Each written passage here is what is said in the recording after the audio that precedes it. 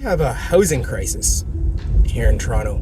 It's not just like downtown Toronto. There are municipalities like Mississauga, Markham, Scarborough. Well, Scarborough's technically Toronto, Brampton, all over the place. There's a housing crisis. Things are really expensive.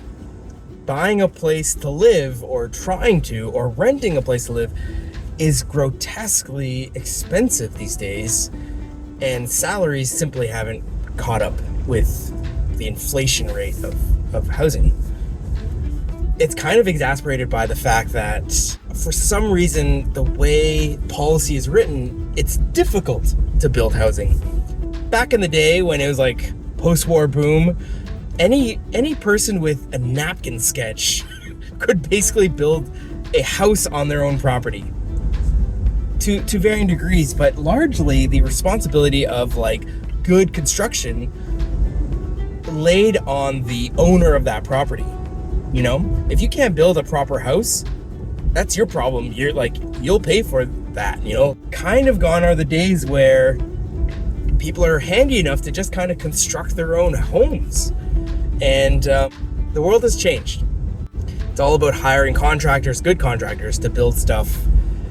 And labor is so expensive, construction becomes more expensive, material is expensive, everything is just expensive. So, what does that do to society? Overall, for us, what that's done is it's made people creative. In that kind of oppressed situation of like, can't make enough money, blah, blah, all this stuff, people are getting creative with like, how do I get passive income? How do we make enough to make ends meet with a home, with a house, without breaking the bank?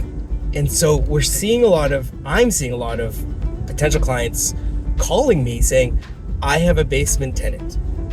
And it always starts to say, it's like, I've got a basement tenant, or something like, I have a problem kind of thing. Where am I going with this?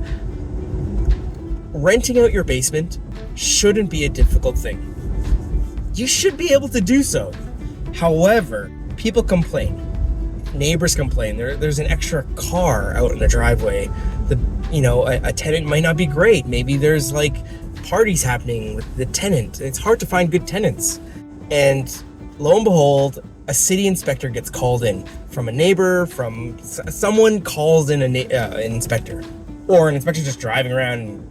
That's not usually the case. Someone calls it in, and a lot of homeowners get slapped with this kind of order to comply. It's a notice saying, hey, you've got an extra dwelling suite here. To make this okay is you need to get a building permit. It's crazy town.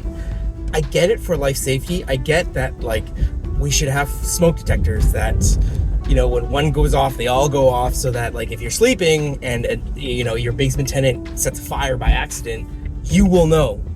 There's a loss of life thing there. I get it. On the other hand, is the chances of that is really low, and it's like, how is that different than if I was living in my parents' basement and I set a fire by accident? It's not a legal second dwelling, but it's like it could happen, and it's not like all our smoke detectors are up to current codes. It like in my family home, they're all battery operated from the 70s. Right? That's just the way it was. I mean, like, fire codes change. I get that.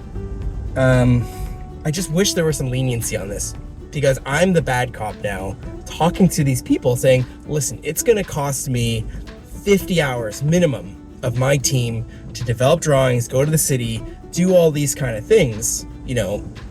That's a few $1,000. That might not be the kind of money that people just have, especially someone that's renting out a basement to make ends meet. So, I don't know what to say about it. I just, this is actually just a problem I don't have a solution to. On my end is trying to find a way to provide these services at a reasonable cost.